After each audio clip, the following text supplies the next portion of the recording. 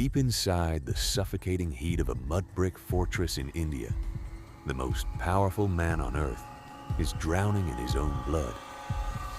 The year is 325 BC. A 3-foot wooden arrow has shattered his bronze breastplate, pinning the undefeated god king to the dirt. He is 31 years old. He has never lost a single battle.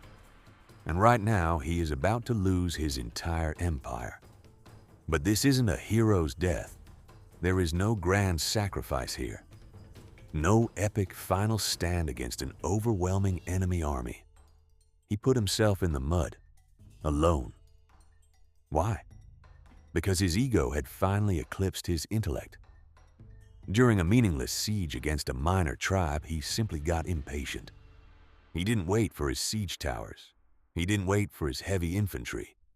He grabbed a ladder, climbed the fortress wall solo, and jumped into a courtyard of enemy soldiers like a man who actually believed his own myth. He thought he was immortal. He was wrong. We are taught in schools that Alexander the Great was a flawless conqueror, a visionary, a god among men. But the maps in the history books are lying to you. They eagerly show you the vast borders he drew. But they hide the ash, the corpses, and the terrifying moments his absolute narcissism almost burned the known world to the ground. That arrow in India was just a brutal, physical reminder of his mortality. But the true rot of his empire had already started from within. These are the 3 deadliest mistakes of his life. The third mistake is the most terrifying. It's the reason we remember Rome but have forgotten Macedonia. Mistake number 1. Forgetting his army was human. Alexander never lost. That is the lie we've been fed for 2,000 years. He was defeated. But his first great defeat didn't come from an enemy king or an opposing empire. It came from the very men who loved him. Months before that arrow pierced his lung at the Hyphasis River in India, his invincible army finally broke. His veteran soldiers looked at the man they worshipped as a god, planted their feet in the mud and said, "No, you have to understand their misery."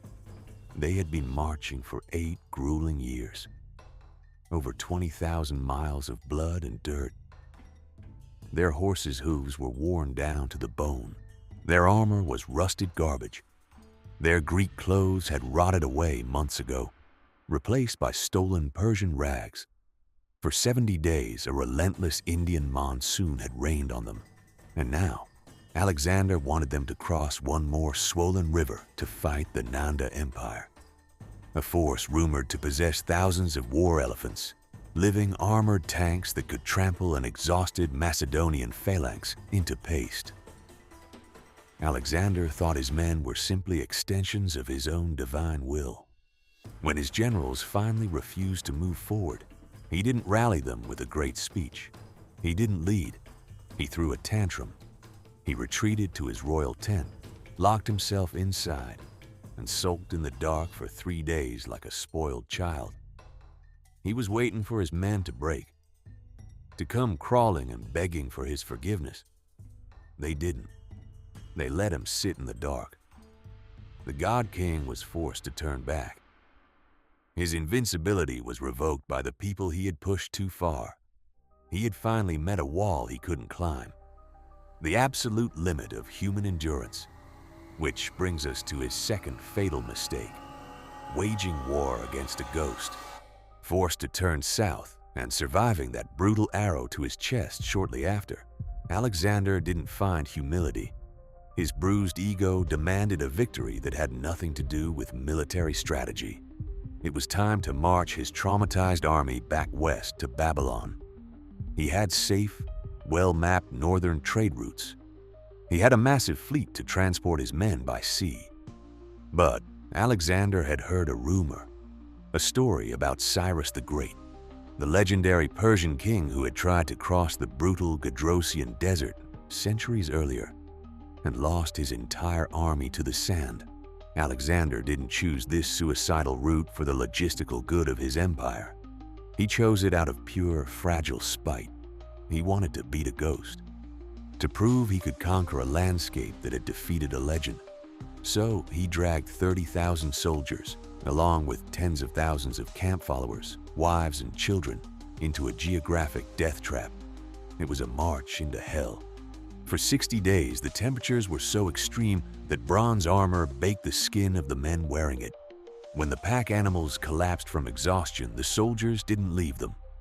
They slaughtered the mules and horses, ate the meat raw because there was no firewood, and drank the animals' blood just so their tongues wouldn't swell and choke them.